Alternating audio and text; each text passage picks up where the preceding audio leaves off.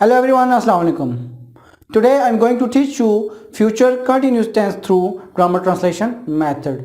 अगर कोई भी काम फ्यूचर के अंदर हो रहा होगा तो उसके लिए हम फ्यूचर कंटिन्यूस सेंटेंस का इस्तेमाल करते हैं। और अगर हम उर्दू के अंदर इसकी एग्जांपल देखें तो उर्दू के अंदर अगर लास्ट में रहा होगा, रही होगी, रखे होंगे तो इसका मतलब ये है कि ये एक फ्यूचर कंटिन्यूस टेंस है। अगर हमने इसको इंग्लिश में ट्रांसलेट करना है तो हम सबसे पहले इंग्लिश के सेंटेंस के स्टार्ट में सब्जेक्ट लिखते हैं, जबकि सब्जेक्ट के बाद विल और शैल लिखते हैं और इसके बाद हेल्पिंग वर्ब बी का इजाफा किया जाता है और लास्ट में वर्ब में वी फोर मीन्स आईएनजी वाली फॉर्म जो वर्ब की है वो इस्तेमाल की जाती है और लास्ट में ऑब्जेक्ट लिखा जाता है। इट मीन्स इसका फॉर्मूला कुछ इस तरह से बनेगा कि सब्जेक्ट प्लस विल और शैल बी प्लस V4 और प्लस ऑब्जेक्ट होगा। Let's see some examples of this sentence.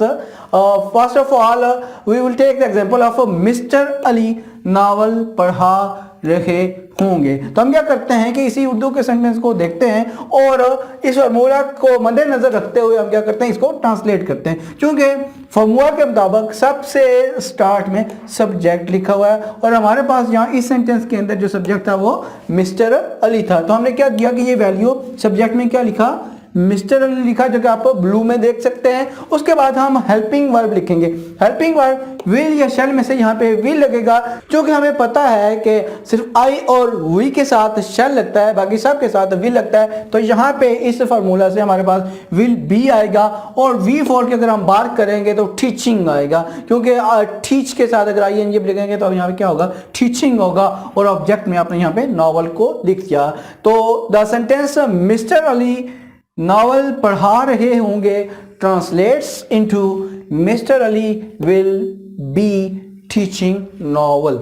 If we talk about negative sentences of future continuous tense, तो negative sentences के अंदर हमारे पास सबसे पहले सब्जेक्ट लिखा जाएगा, सब्जेक्ट के बाद will और shall लिखा जाएगा और उसके बाद not का इजाफा किया, नेगेटिविटी को शो करने के लिए यहाँ पे किया जाएगा not का इजाफा किया जाएगा और उसके बाद be लिखा जाएगा। स्टूडेंट्स ये बात याद रखें कि अगर आपने यहाँ पे नॉट लिखना है तो आप ये मद्देनजर रखेंगे कि यहाँ पे इस सेंटेंस में पहला हेल्पिंग वर्ब कौन सा है। जो भी पहला हेल्पिंग वर्ब इस्तेमाल होगा उसके बाद आप नॉट का इजाफा करेंगे और बाद में दूसरा हेल्पिंग वर्ब मीन्स बी लिख देते हैं। उसके बाद आप V4 लगाते हैं और लास्ट में आप ऑब्जेक्ट लिखते हैं। तो let's see this formula, subject plus will और shall not be plus V4 plus objects.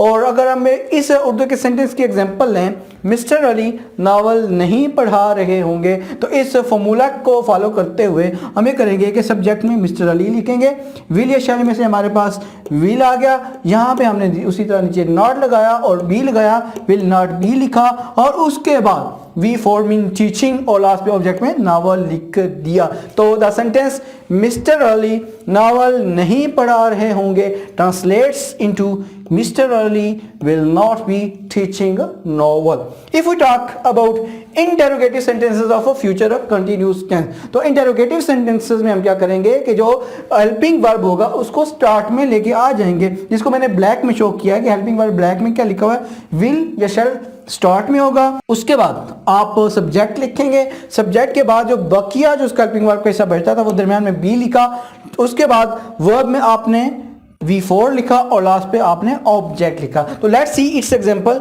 क्या मिस्टर अली नावल पढ़ा रहे होंगे? तो जब हम इसको ट्रांसलेट करना चाहते हैं इस फार्मूला के मुताबिक तो हम क्या करेंगे, यहाँ से विल लेके आएंगे, उसके बाद सब्जेक्ट में मिस्टर अली ब्लू में जो लिखा हुआ है वो लेके आएंगे, बी उसी तरह नीचे आ जाएगा, वर्ब जो कि रेड में लिखा हुआ है यहाँ पे टीचिंग आ जाएगा और ऑब्जेक्ट नावल आ जाएगा। सो द सेंटेंस क्या मिस्टर अली नावल पढ़ा रहे होंगे translates into will mister Ali be teaching novel.